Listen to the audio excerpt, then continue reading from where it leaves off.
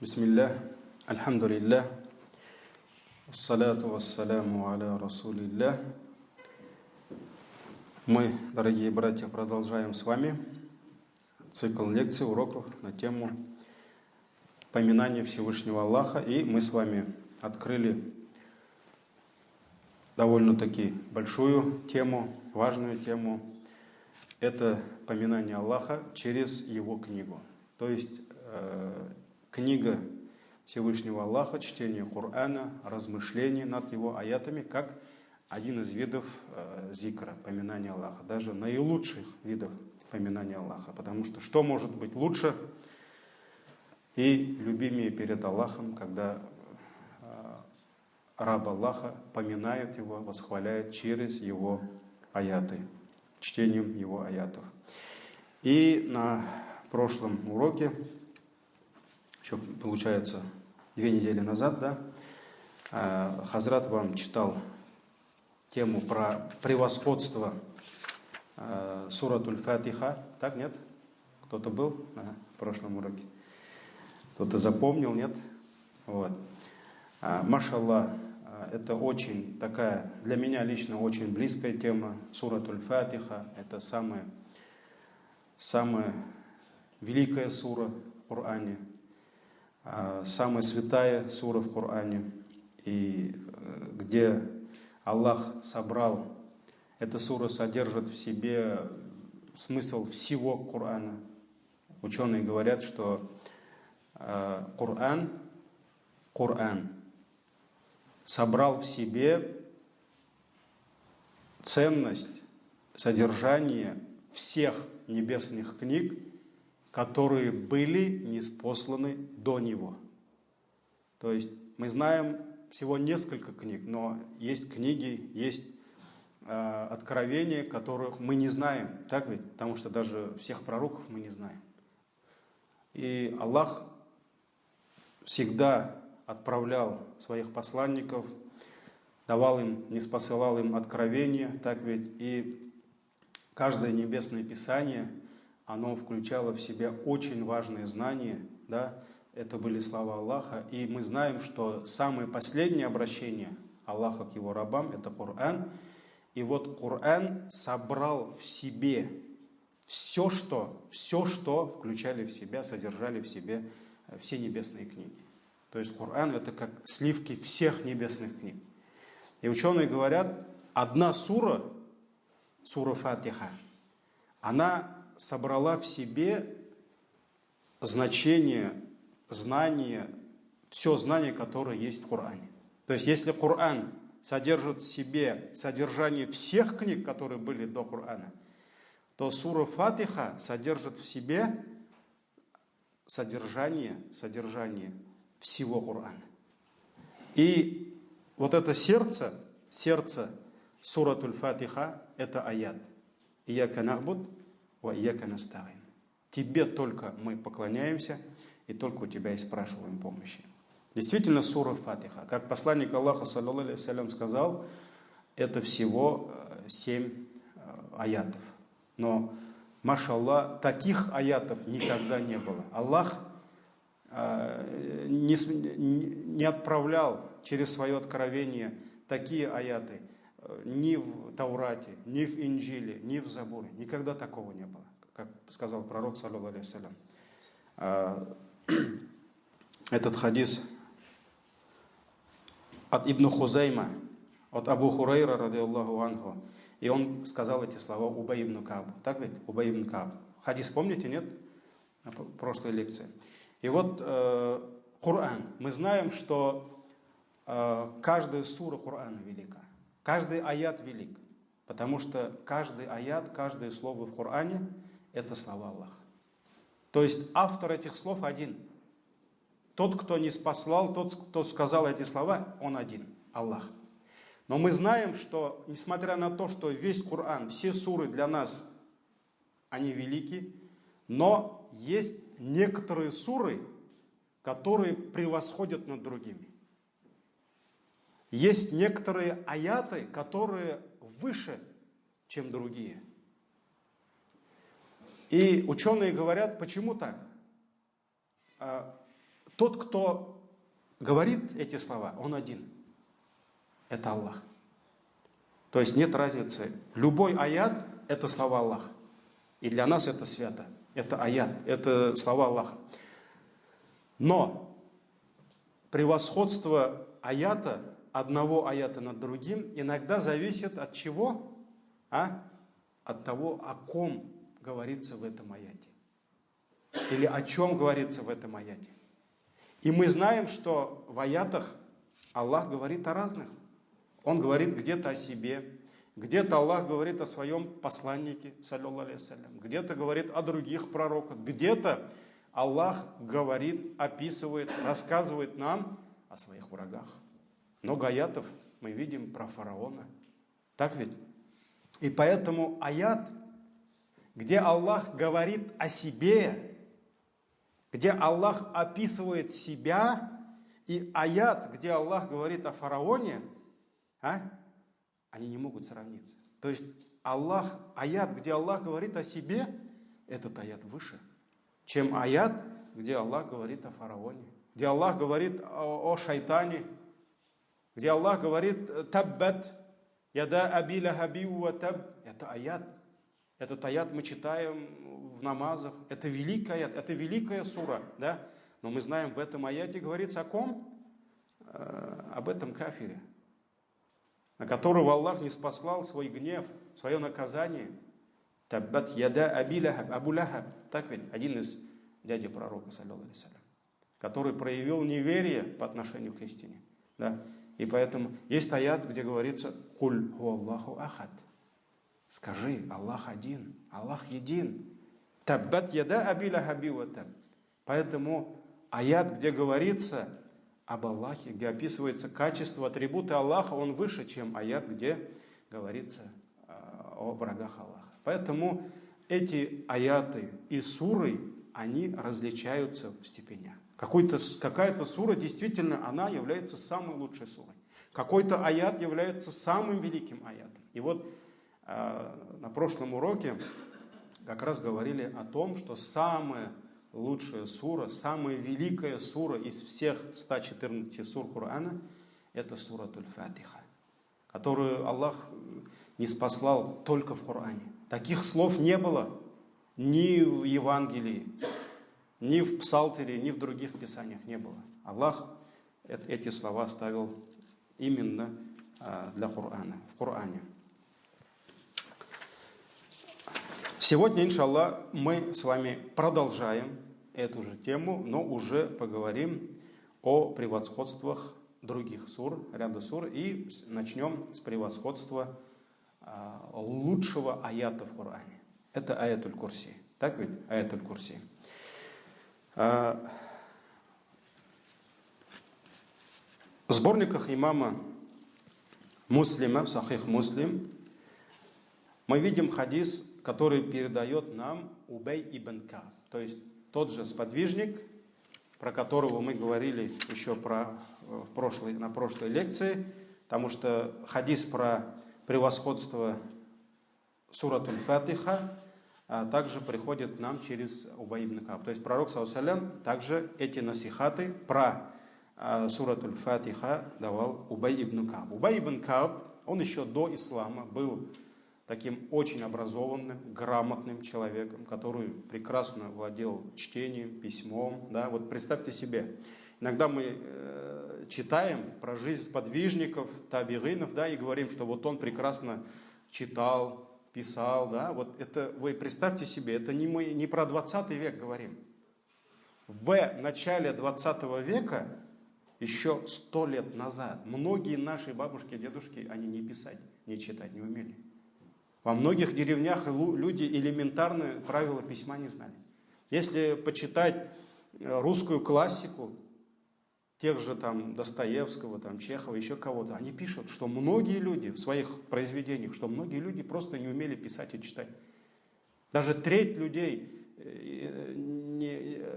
может быть, это в самом лучшем, да, лучших там селениях, может быть, треть людей умела читать и писать. И поэтому представьте себе 7 век, когда бумаги нет, ручек, карандашей. То есть путей, которые облегчают нам именно быть грамотными, да, не было. Поэтому это надо представить себе, 7-8 век, когда пророк, саллаллаху алейхи вассалям, заставлял пленных, то есть обещая им, что он их отпустит, да, из числа грамотных тех же многобожников, он заставлял их, чтобы они учили мусульман писать и читать. Так ведь? То есть это грамота, это 7-8 век, когда 100 лет назад еще многие люди читать и писать не умели. И сегодня есть такие страны, где люди даже писать элементарное письмо и чтение не умеют. Для них это что-то далекое. Поэтому это был очень грамотный человек. И он был одним из тех, который писал, собирал Коран. Официально назначенный пророком, саллаллаху алейхи вассалям, когда не спосылались аяты, Убай ибн Кааб записывал их. Есть были сподвижники, они неофициальные были. То есть пророк, саллаллаху алейхи вассалям, не назначал их специальными писцами, то есть от себя сподвижники писали, да, и Убай ибн Кааб, то есть один из величайших знатоков Корана. И пророк, саллаллаху алейхи вассалям, сказал: «Я Абаль Мунзир, о Абу Мунзир», то есть он обратился к Убай ибн Каабу и задал ему такой вопрос: «Айю аятин мин китабиллахи ма'ака а'азам». То есть, какой аят, который ты знаешь из книги Аллаха, а'азам, самый великий. То есть, из того, что ты знаешь, самый великий. На что он сказал: «Культу», я сказал ему: «Аллаху ва расулюху а'лям». Аллах и его посланник знают лучше. Он не смог ответить, так ведь? Поэтому он сказал: Аллах и его посланник знают лучше. Тогда посланник Аллаха, саллаллаху алейхи вассалям, переспросил его и сказал: «Я Абаль Мунзир, о Абу Мунзир, атадри айю аятин мин китабиллахи ма'ака агдам». Знаешь ли ты, какой аят, который ты знаешь из книги Аллаха, является самым великим?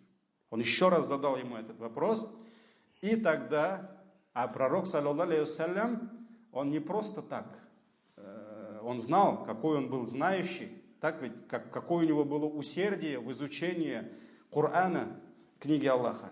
И поэтому он переспросил. Тогда Убай ибн Кааб начал читать: «Аллаху ла иляха илля хуаль хайюль кайюм». Аллах, то есть это начало аят аль-Курси, аята трона. Аллах, ла иляха илля ху, нет божества кроме него, нет истинного божества кроме него. Хуа, он аль-хайю, то есть Аллах вечно живой. Аллах живой. Мы знаем, что жизнь, вечная жизнь, которая не зависит от жизни других, присуща Аллаху, он вечно живой. Аль-Кайюм. Аль-Кайюм, где-то говорится вседержитель, где-то говорится сущий, то есть он существует, и его сущность никак не связана с сущностью других. То есть если жизнь, сущность, наше существование зависит от других, так ведь, и в первую очередь от нашего Создателя, то есть без родителей мы бы не существовали, без того, чтобы Аллах не создал нас, мы бы не существовали, без того, чтобы Аллах не наделял нам воздух, свет, тепло, мы бы не существовали. Поэтому каждая секунда, каждое мгновение наша сущность, она связана с Аллахом. Без Него мы не можем существовать. Так ведь? Но сущность Аллаха никак не зависит от сущности Его творений. Поэтому Аль-Кайюм, Аль-Хайюль Кайюм. Аллах вечно живой, и Его жизнь, Его сущность никак не связана с сущностью других. Потому что Он не нуждается в нас, но мы все нуждаемся в Нем. Аят Аль-Курси, аят трона, 255 аят. И когда Убай ибн Кааб, радийаллаху анху, прочитал этот аят, посланник Аллаха, саллаллаху алейхи вассалям, обрадовался. «Фадараба фи садри». И Убай говорит, посланник Аллаха, саллаллаху алейхи вассалям, он ударил так с любовью, да, мне по груди. Вот так ударил и сказал: «Валлахи лияхлика ла ильму абаль мунзир». Клянусь Аллахом, знание принесет тебе радость, принесет тебе счастье. То есть твое знание, к которому ты стремишься, будет причиной твоего счастья. И этот хадис в сборнике имама Муслима. И вот этот аят. Самый великий аят в книге Аллаха. Конечно, он занял свое достойное место по причине своего содержания. Что содержит в себе этот аят? К чему он призывает, к чему он побуждает? Самое первое – Аллах. Это самое великое имя Аллаха. Аллах, исмуллахи аль-Ахзам. Ля иляха илляху. То есть аят начинается с призыва к единобожию. То есть нет божества, истинного божества, кроме Него, кроме Аллаха. Также в этом аяте мы находим слова восхваления Всевышнего Аллаха, восславления Всевышнего Аллаха, где описывается Его качество, Его величие, Его мощь, Его сила, Его знание. И так далее, и так далее. Его совершенство, то есть Его делах, Его сифатах, Его атрибутах и так далее, и так далее. И ученые говорят, что в этом аяте мы находим 5 имен Аллаха и около 20 Его качеств. Около 20 Его качеств Господа миров. Табарака ва тааля. И этот аят содержит в себе про Аллаха столько описаний, другие аяты, они такого не содержат. Поэтому чем больше, чем глубже, чем ценнее содержание аята, тем и превосходство этого аята выше над другими аятами. Поэтому ученые говорят, других таких аятов мы не можем найти. Поэтому очень важно знать содержание аят аль-Курси, аята трона. И также ученые говорят, что в Коране нет ни одного аята, вот как раз про это, да? В Коране нет ни одного аята, который бы содержал в себе то, что содержит аят трона. Аят трона. То есть столько имен Аллаха и качеств Аллаха мы находим, ученые говорят, суратуль Хадид, в конце суратуль Хашр, Халикуль Бари, уль Мусауиру, Лахуль Асма, уль Хусна, так ведь? И в других некоторых аятах, но это не один аят. И вот столько аят, столько знаний, описания Аллаха, что 5 имен приходят, и около 20 качеств Аллаха в других аятах мы не находим. Поэтому, почему аят оказался самым великим? Потому что содержание аята. Вот мы к чему идем, да? Что очень важно содержание. Содержание. Суратуль Фатиха содержит в себе смысл всего Корана. Поэтому она великая сура. Нет ни одной суры, которую бы Аллах, чтение которой Аллах бы вменил нам в обязанность. Сколько раз в день? 17 раз. Нет ни одной дуга, нет ни одной мольбы, нет ни одной суры, которую мы обязаны, если мы муким, да, то есть не в путешествии, каждый мусульманин, каждая мусульманка, она должна читать 17 раз в день.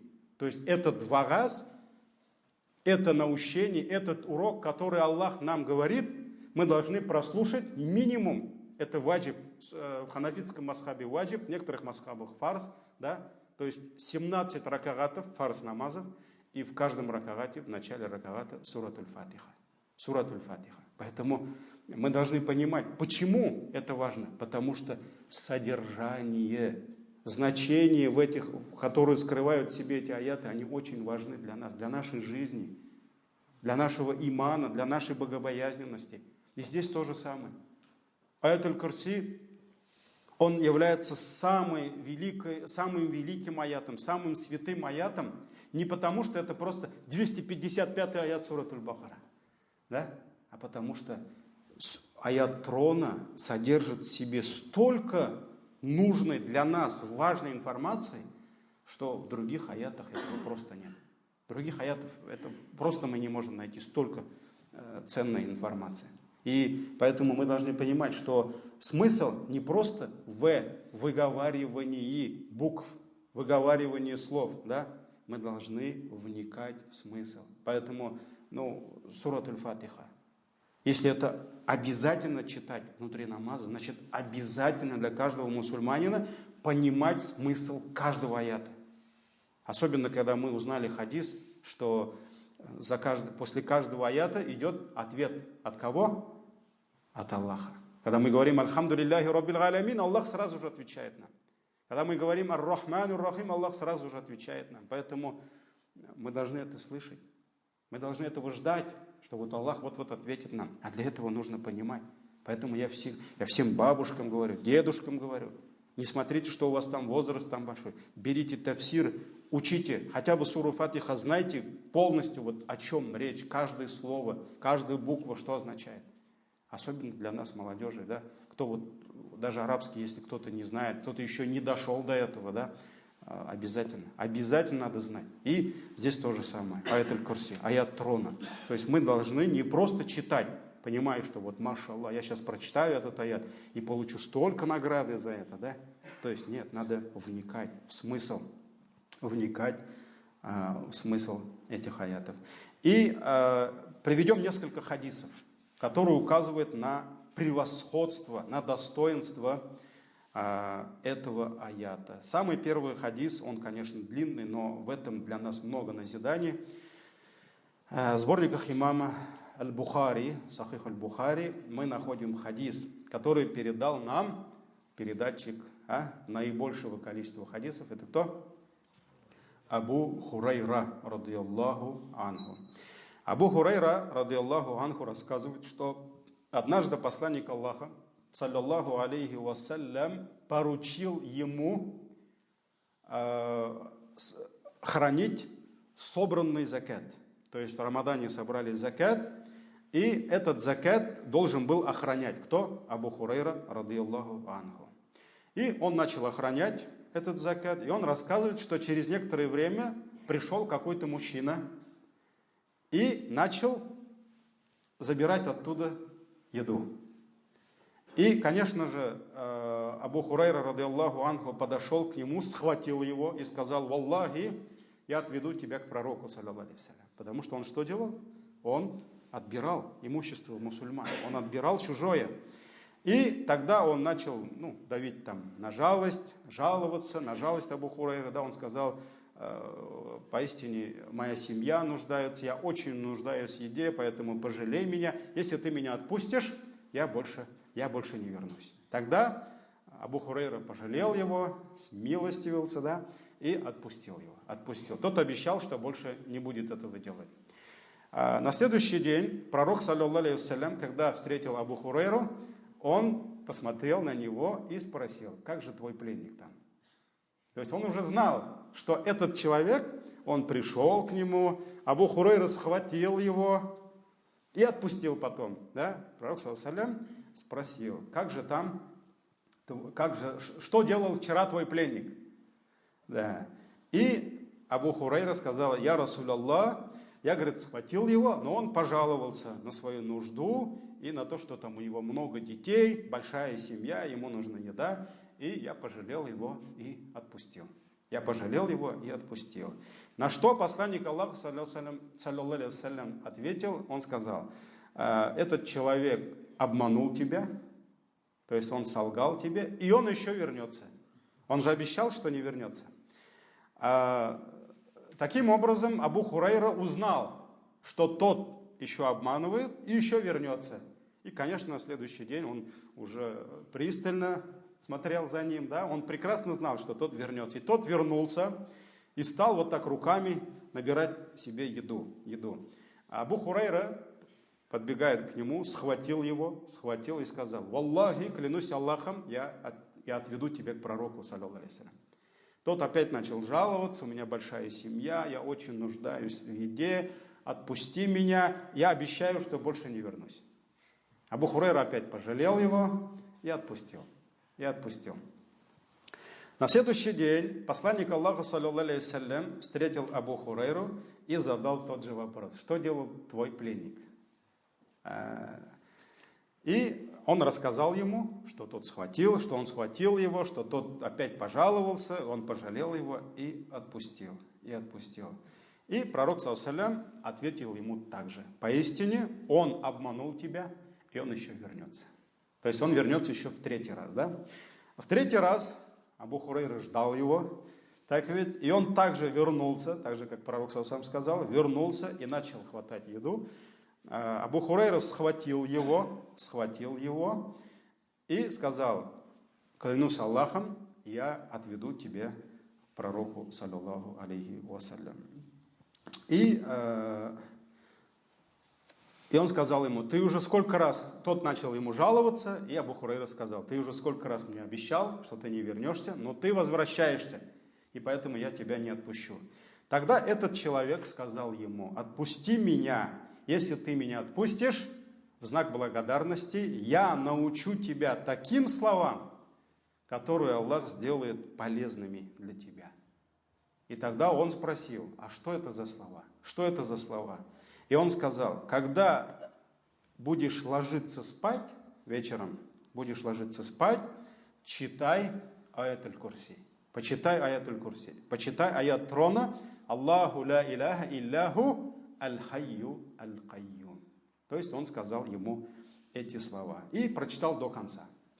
От начала до конца. И он сказал: если ты будешь перед сном читать это, то с тобой всегда будет находиться хранитель от Аллаха, и до конца, то есть до конца ночи он будет хранить тебя, и шайтан не сможет приблизиться к тебе, пока ты не проснешься.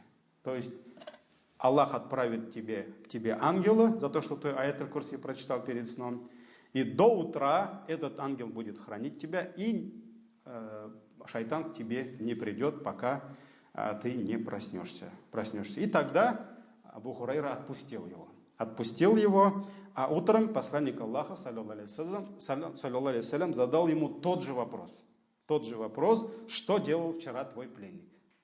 И Абу Хурайра рассказал ему все, что тот обещал ему научить словам, что если он отпустит, если я его отпущу. И он рассказал ему, что вот он научил его этому аяту, что если я буду перед сном прочитаю этот аят аль-Курси, то Аллах обязательно отправит ко мне ангела, который будет хранить меня, и шайтан не сможет приблизиться, пока не проснусь утром.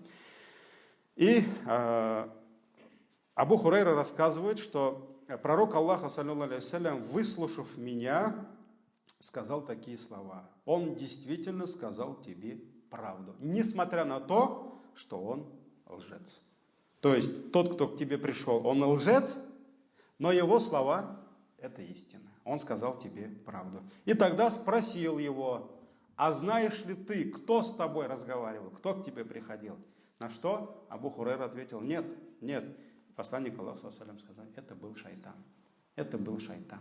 То есть вот как раз шайтан, получается, научил Абу Хурайру в знак благодарности за то, что он отпустил его,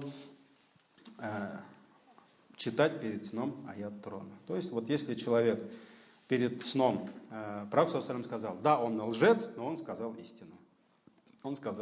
Хадис в сборниках имама Аль-Бухари.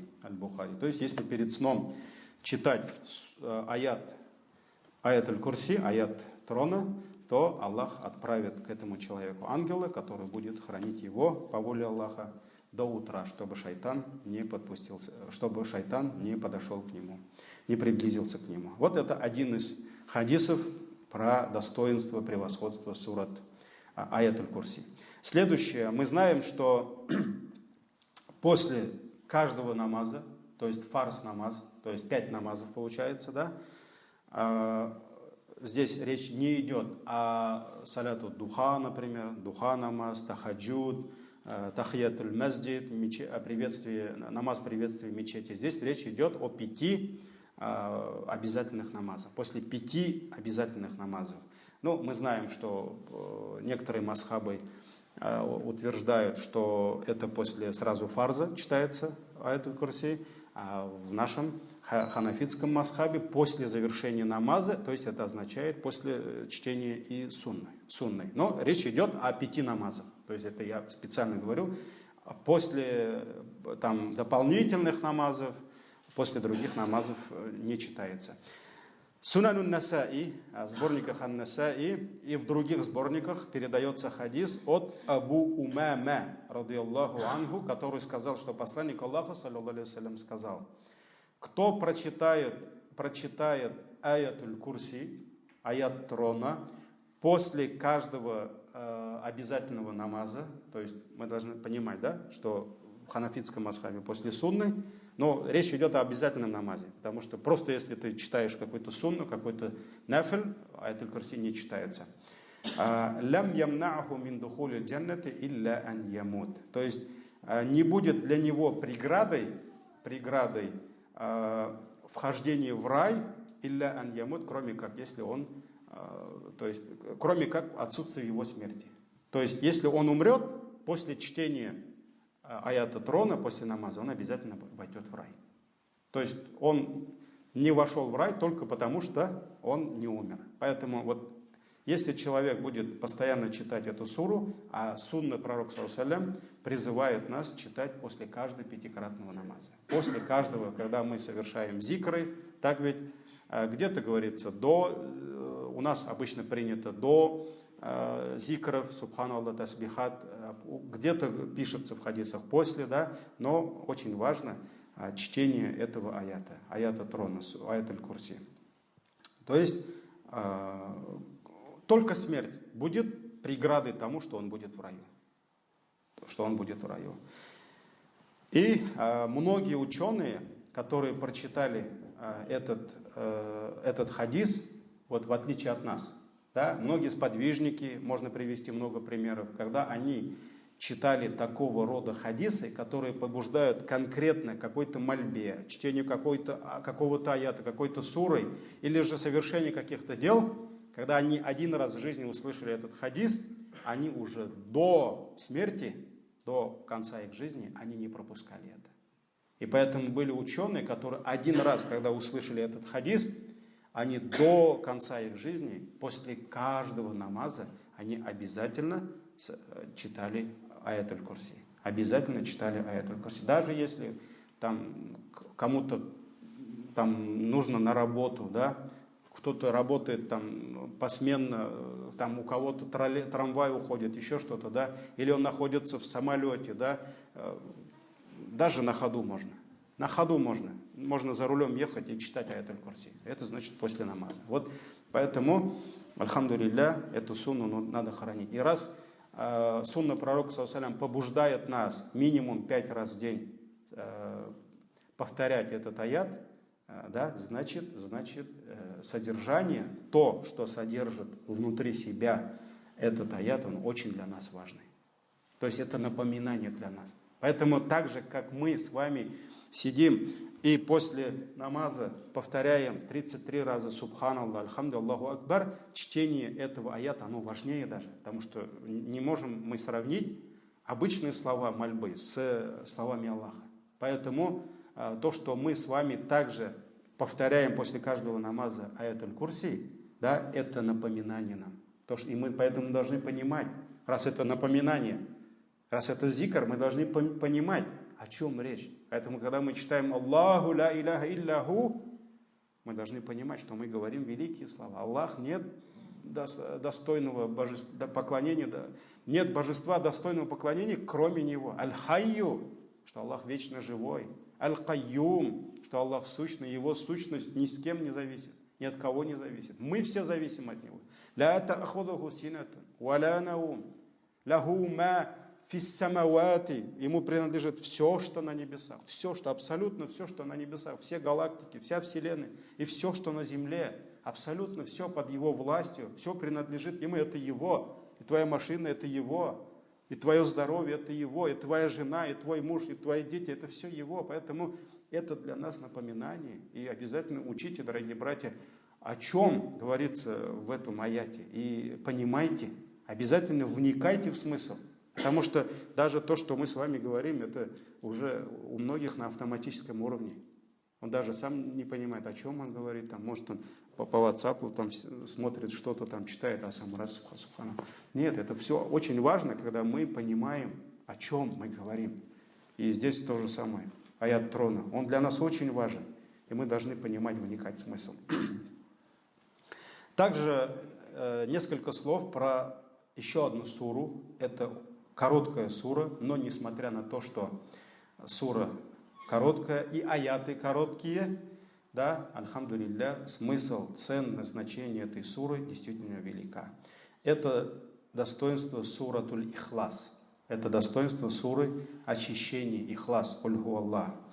Потому что посланник Аллаха, саллаллаху алейхи вассалям, сказал, что эта сура равносильно третий Коран. Она стоит как 1/3 часть Корана. И Абу Саид аль-Худри, радыяллаху анху, в сборниках имама Бухари, мы находим хадис, который передал нам Абу Саид аль-Худри, радыяллаху анху, что как-то мужчина, сами'a раджулян якра, один мужчина услышал, как другой мужчина все время читает суратуль Ихлас. Все время читает суратуль Ихлас. То есть в намазах использует это, все время читает. И юраддидуха, он повторяет это. В ракагатах повторяет, в намазах повторяет. И утром он подошел к посланнику Аллаха, саллаллаху алейхи вассалям, и рассказал ему об этом. То есть, что я слышал, как другой сподвижник, он все время повторяет эту суру. И Абу Саид аль-Худри, который рассказывает нам хадис, он говорит, что этот человек задал вопрос, как бы унижая достоинство сурат, как бы вот в таком значении, что он все время читает эту короткую суру. Вот даже когда я сам еще в мечеть начал ходить, некоторые бабайлары, пусть Аллах будет доволен ими, да, альхамдулилля, пусть Аллах, многие уже умерли, это был 90 какой-то год, вот они говорили: улам, ты шакирт, если куда-то идешь Коран читать, ты не читай просто альхам и хульху Аллах. Ты читай суры побольше, чтобы там, думали, что ты там больше знаешь. И как-то вот действительно я старался читать там, Ясин там почитать, да. А когда все-таки начал изучать вот эти хадисы, да, несмотря на то, что для кого-то альхам это очень, казалось бы, простой сура, ни одна сура не может сравниться в достоинстве суратуль Фатиха. И поэтому Ихлас, суратуль Ихлас, несмотря на то, что кто-то говорит, да, вот так же говорят иногда, пренебрегаем, да, несмотря на то, что сура короткая, да, машаллах, достоинство этой суры действительно велико. И поэтому этот сподвижник, который услышал, что другой сподвижник все время повторяет эту суру, он задал пророку, саллаллаху алейхи вассалям, этот вопрос. То есть, что, он все время хульху Аллах читает. Можно же другие суры побольше, да? И на что пророк, саллаллаху алейхи вассалям, ответил: «Валлади нафси биядихи», я клянусь тем, чьей длани душа моя, клянусь Аллахом, «Иннаха ла та'дилу thuluth аль-Кур'ан». Воистину, эта сура равнозначно стоит 1/3 Кур'ана. Поэтому пророк понял, что он имеет в виду.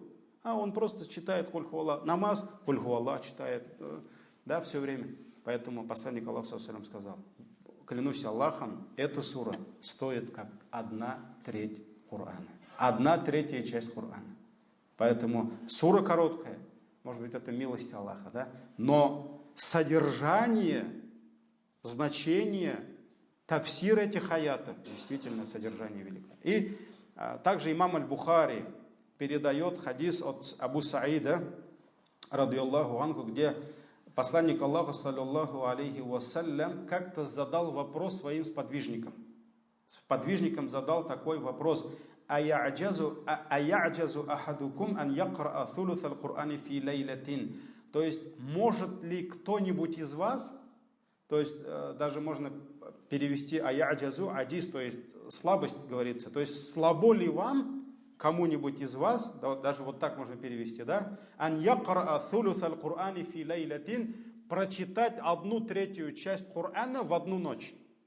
То То есть слабо ли вам? Вот можете кто-нибудь прочитать 1/3 часть Корана в одну ночь? И на что фашакка далика алейхим. И для них это показалось очень трудным. То есть как каждую ночь прочитать 1/3 часть Корана. Да? И они сказали: айюна ютику далика я Расулаллах. Интересно, кто из нас сможет так прочитать за ночь 1/3 Корана? То есть для них, они не сказали я, так ведь? Для них это показалось сложным. На что посланник Аллаха ﷺ ответил: Аллахуль вахиду самад thuluthul Коран. Аллах единый, ас-самад, то есть вечный, самодостаточный, который ни в ком не нуждается, все нуждаются в нем.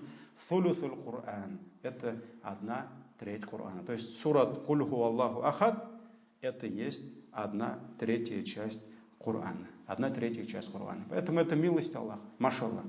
Машаллах.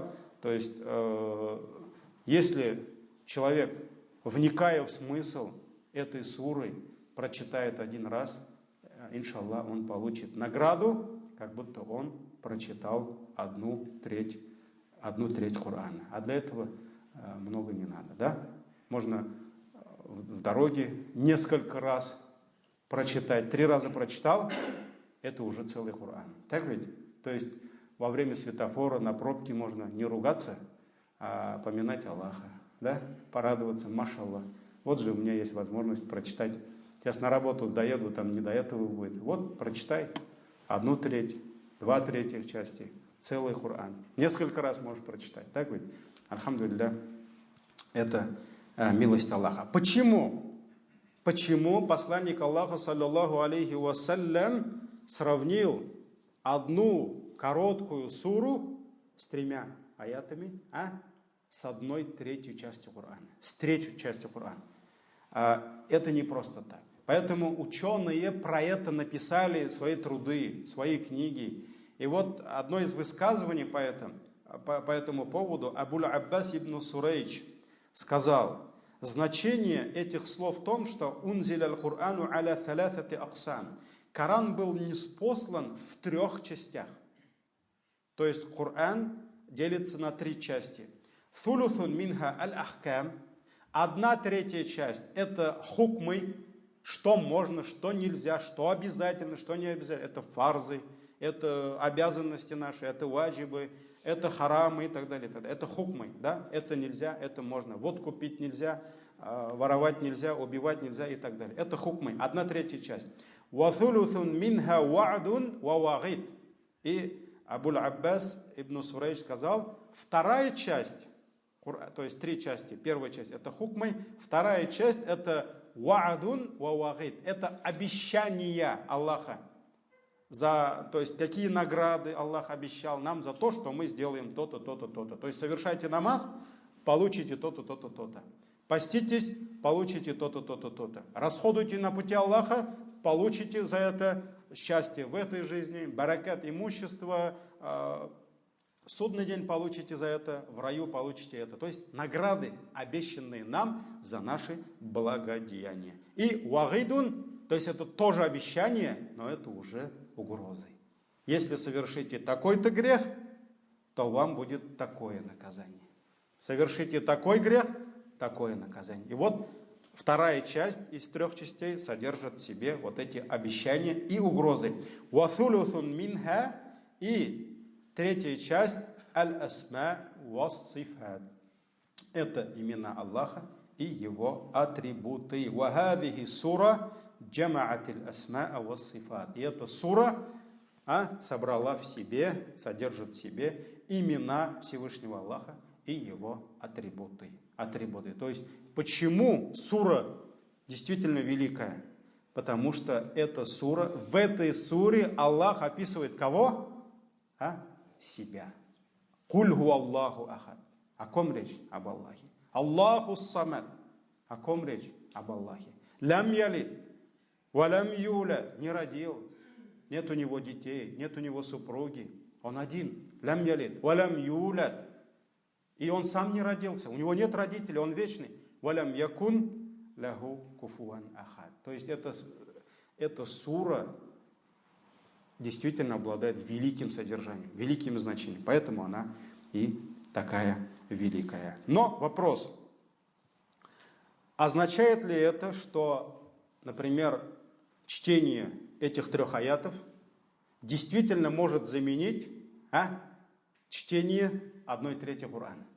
То есть кто-то может сказать, вот сейчас Рамазан наступит, иншаллах, я 3 раза Куль ху Аллах прочитаю, и все, весь Коран я прочитал.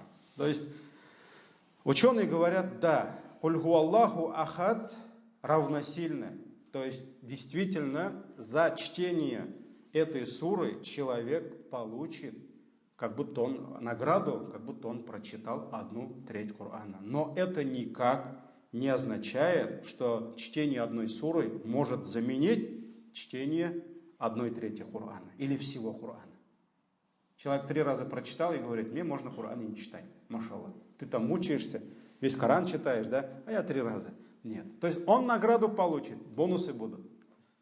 Но это не может заменить чтение всего Корана или 1/3 части Корана. Потому что чтение каждого аята, оно очень важно. Чтение, содержание каждой суры, оно очень важно. Поэтому и даже когда сунна, привычка саляф, праведных предшественников, когда они начинали читать, например, во время Рамадана, да, когда они начинали читать Коран, они читали его так, как она была в мусхафе. То есть они начинали суратуль Фатиха, 1 раз читали суру Фатиха, Бакара, Аль-Гимран, и вот так, Куль ху Аллах, Фаляк, Нас. И они не останавливают, чтобы там несколько раз прочитывать какую-то суру, там, вот я сейчас сразу 3 раза прочитаю, да, или там 50 раз, 100 раз можно прочитать. Были сподвижники, были ученые, которые за ночь один аят повторяли, мы это в каком-то уроке говорили, слова Ибн Хайма приводили, да. Но когда они читали последовательно, то есть они начинали суратуль Фатиха и заканчивали Насом. То есть они не останавливались там, здесь 100 раз прочитать, здесь 50 раз. То есть они прочитывали полностью. 1 раз это, 1 раз это. Но когда ты читаешь, ученые говорят, когда ты читаешь одну суру отдельно, например, ты читаешь суратуль Фатиха, человек может 10 раз прочитать, может целую ночь читать только одну суру. Человек может Куль ху Аллах прочитать, хоть сколько раз, потому что это влияет на его сердце. А когда уже читает он от начала до конца, здесь уже 1 раз. То есть это вот сунна, порядок чтения у праведных предшественников. Также, дорогие братья, очень много приводится хадисов про достоинство отдельных сур, про достоинство отдельных аятов, то есть всех мы даже не будем приводить. Есть, например, хадисы, где говорится про суратуль Фатиха, да, мы приводили, но не все привели, так ведь не все привели. Есть аяты, где есть хадисы, где говорится про достоинство про светящиеся суры. Это какие суры? 2 светящиеся суры. Это суратуль Бакара и Аль-Гимран. Судный день. Посланник Аллаха саллаллаху алейхи ва саллям сказал, читайте Коран, ибо Коран будет заступаться за тех, которые будут читать его при жизни, то есть в судный день. В судный день они будут заступаться за них. И человек вдали увидит 2 светящиеся суры. То есть посланник Аллаха саллаллаху алейхи ва саллям, когда призвал нас читать Коран, он отдельно подчеркнул важность чтения 2 сур. Это Бакара, сура корова, и Аль-Гимран, семейство Имрана. То есть в начале, так мы видим их. И он особенно сказал, то есть читайте 2 светящиеся суры, ибо они придут в судный день. Где-то говорится, как 2 облака, где-то говорится про большую стаю птиц, 2 стаи птиц, они придут и будут заступаться за того, кто изучал, читал и жил по этим сурам. 2 светящиеся. Про это есть, если я не ошибаюсь, Сахих Муслим. Достоверный хадис, сборник имама Муслима. Про аятуль Курси мы привели буквально 2 хадиса, да, есть еще другие хадисы. Есть хадисы, отдельные хадисы про суратуль Бакара. Читайте дома суратуль Бакара, да, чтобы шайтан не входил в этот дом. Также идет про последние аяты в завершении, последние аяты суратуль Бакара, да, амана расулю бима унзиля илейхи, что даже если он прочитает эти 2 аята, то их достаточно. Есть про это. То есть это 2 аята. Не лилляхи начинается, а именно амана расулю. Также есть хадис про 10 аятов в начале суратуль Кахф. То есть кто выучит их и будет читать, то Аллах избавит его от фитны даджала, да? Есть хадисы, где говорится про превосходство, достоинство кульху Аллаху ахад. Есть хадисы, отдельные хадисы, их много, где говорится про достоинство фаляк, суратуль фаляк и суратуль нас, где мы ищем защиты у Аллаха от конкретных вещей. Так ведь там перечисляется «Куль агуду би раббиль фаляк», «Куль агуду би раббин», да, есть «О Аллах, защити меня, я ищу твоей защиты». Также ученые приводят в своих вагазах, да, хадис про превосходство, достоинство суратуль Зальзаля, также про кафирун говорится, суратуль кафирун, про мульк, что он защищает там от наказания в могиле, именно в могиле. То есть хадисов много. Но, к сожалению, очень много хадисов про достоинство отдельных аятов из сур, они слабые. То есть хадис загиф, ни хасан, ни сахих. И очень много хадис маудух. То есть это намного страшнее, чем просто слабый хадис. Это придуманные хадисы. То есть ученые конкретно заявляют, что такого хадиса нет. Что пророк, саллаллаху алейхи вассалям, так не говорил. А здесь уже страшно, что? Угроза слов пророка, саллаллаху алейхи вассалям. Кто говорит что-то от меня, что посланник Аллаха, саллаллаху алейхи вассалям, сказал так-то, так-то, так-то, но я этого не говорил, что он сказал? Фалиятабауа махадаху минан-нар. То пусть он готовит свое место пристанища в аду. То есть, если кто-то будет говорить от имени посланника Аллаха, саллаллаху алейхи вассалям, то, что он не говорил, чего он не говорил, то пусть он готовит свое место в аду. Это очень страшно. Поэтому таких хадисов, придуманных хадисов очень много, к сожалению. Поэтому здесь нужно быть осторожным. Если где-то услышите хадис, обращайтесь там, может быть, знающим людям, поищите, да, но это очень важно, потому что через ложь призывать умму к благим делам, в этом нет бараката. И вот вагид. Вот это есть вагид. Это угроза, предостережение от пророка. Мы не имеем права говорить ничего от имени пророка, кроме только если это проверенные слова. И еще один важный момент, этим все, закончим сегодняшний урок. Опять-таки, снова мы возвращаемся к цели изучения, чтения этих аятов и сур. Это чтение, это вникание в смысл этих аятов и размышление над этими аятами. Поэтому кто-то может читать величайшие суры, кто-то может читать величайшие аяты, но не может вникать в смысл в этих аятах. Он даже не заинтересован этим, да? И от этих величайших аятов он может и не получить никакой пользы. А кто-то может прочитать небольшую суру, небольшой аят, да? Но может вникнуть в смысл, размышлять над этими аятами, и он получит бараката, пользы от этого много. Это вот первое. Второе, да, о чем я еще хочу сказать в завершении. Иногда может быть так, что разные суры, разные аяты могут влиять на разных людей по-разному. Может быть такое? Вполне возможно. Даже один и тот же хадис может на кого-то повлиять так, а на другого так. А вот другой хадис может его так задеть, а этот может там просто спать, да? Поэтому каждый человек, он живет в своем мире, у него свои проблемы, да? У него свои трудности, у него свои приоритеты, может быть, в жизни, да.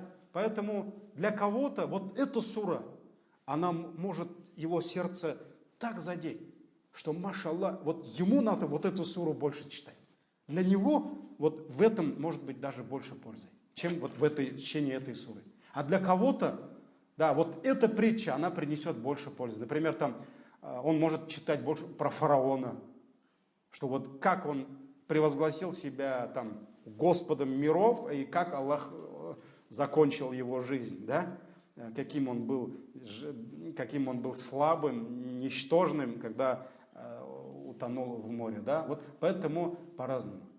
На кого-то может влиять больше та же сура Ясин, на кого-то сура Юсуф, например.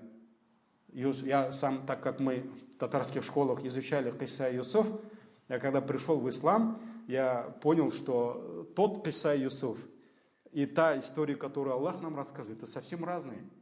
И приоритеты разные, и ракурсы тоже все по-разному. Где-то, может быть, воспевается там уже в уроках татарской литературы это любовь между двумя, а здесь любовь к Аллаху. Здесь уже совсем другие ценности. Поэтому для меня, например, это вот очень как-то задело меня. Или посланник Аллаха, что сказал? Шайябатни Худ. Сура Худ заставила посидеть меня. Ва ахаватуха, и ее сестры. То есть Худ сура и сестры Худа, сура Худ. Какие суры он назвал? Аль-Вакига. Вакига. Вот прочитайте Вакига. Для меня лично, может быть, посланник Аллаха сказал Худ сначала. Может быть, я так долго еще много не читал суру Худ. Это моя проблема. Потому что пророк сказал сначала Худ, потом только Вакига, да? Но я много раз читал Вакига, да? Но это такая сура. Вот как листочки на ветру трепещат, сердце начинает шевелиться. Там столько вопросов. Аллах прямо задает тебе вопрос. Вот посмотри на это, вот подумай об этом. Посмотри на небо, посмотри на воду, посмотри на свое семя, которое ты извергаешь. Аллах заставляет задуматься. Суратуль Вакига. Поэтому посланник Аллаха сказал: заставил меня посидеть. Худ, суратуль Вакига. Аль-Мурсалят назвал, так ведь? Суратуль Мурсалят. Это уже все в конце, эти последних джузах, так ведь? Еще? Амма ятасаалун, суратун Наба. Очень много информации суратун Наба. Как будет все происходить, судный день. И последнее, идашамсу кувират. Сурату Таквир. И в некоторых преданиях добавляется эта сура, добавляется эта сура. Поэтому вот ученые говорят, что в этих сурах идет описание судного дня, описание рая, описание того, что ждет нас. И это очень, что? Действует на наши сердца. Тоже, например, даже если в хадисе не говорится суратуль Карига. Суратуль Карига. Про Каригах есть случай, когда посланник Аллаха услышал, как одна женщина, это про Гашия, прошу прощения, суратуль Гашия, покрывающий про судный день. Суратуль Карига, содрогающий про судный день. Аль-Каригатум аль-Карига. Суратуль Зальзаля. Ида зульзилятиль арду зильзаляха. Как это все будет происходить? То есть это описание. Человек, когда читает эти аяты, он должен воображать себе, хотя все намного будет страшнее. Намного все будет страшнее. Поэтому очень важно вот именно смысл этих аятов, и тогда будет и влияние на наши сердца больше, и пользы от чтения этих сур у нас будет намного больше. Биллахи тауфик. Субханак Аллахумма бихамдик, шаду ан ла илаха илля анта, астагфирука ва атубу илейк. Джазакумуллаху хайр. Хайрал джаза. Ассаламу алейкум ва рахматуллахи ва баракатух.